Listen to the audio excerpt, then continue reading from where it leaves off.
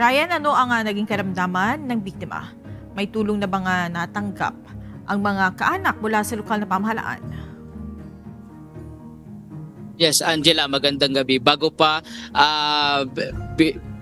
napunta sa evacuation center inalis sa kanilang bahay itong si Charmaine ay may sakit na ito, meron itong tumor sa utak. Hinihintay ngayon ng pamilya ng namatayan ang tulong mula sa pamahalaan.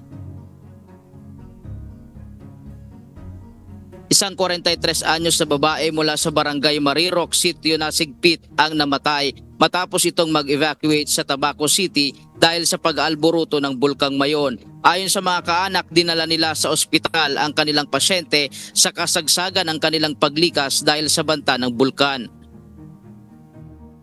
Tatawan din pagdating ng hapon na preemptive evacuation na yung local government, kaya nalis doon na kami doon nila kami. Mismo sila saka yung mga councilor, yung police, sila nag-rescue sa amin. Sila rin na nagbuhat sa asawa ko.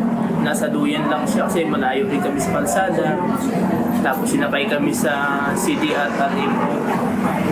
Pag sakay namin sa CDR at Ipo, mas minabuti nilang dali na lang kami sa Siga. Dagdag pa ng mga kaanak, dati nang may karamdaman si Nanay Charlene at minsan na rin itong na-admit sa ospital. Noong Enero 8, inilipat ang evacuee sa Bicol Regional Hospital Medical Center sa Legazpi City upang mabigyan ng mas maayos na atensyon medikal. Gayunman, 2 araw matapos nito, Enero 10, pumanaw ang babae. Agad namang ipinag-utos ng Department of Social Welfare and Development o DSWD Bicol ang pagbibigay ng tulong sa mga naiwang kaanak. Nakipag-ugnayan na ang ahensya sa DSWD Albay kasama ang Crisis Intervention Section at Disaster Management and Response Division para magsagawa ng home visit.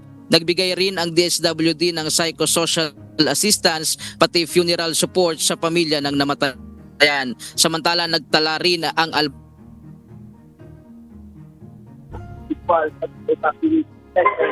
Pananagutan na patuloy sa support ng DSWD. Yan po ang latest live mula dito sa Albay, Balisayas. Maraming salamat, Ryan Salatandol.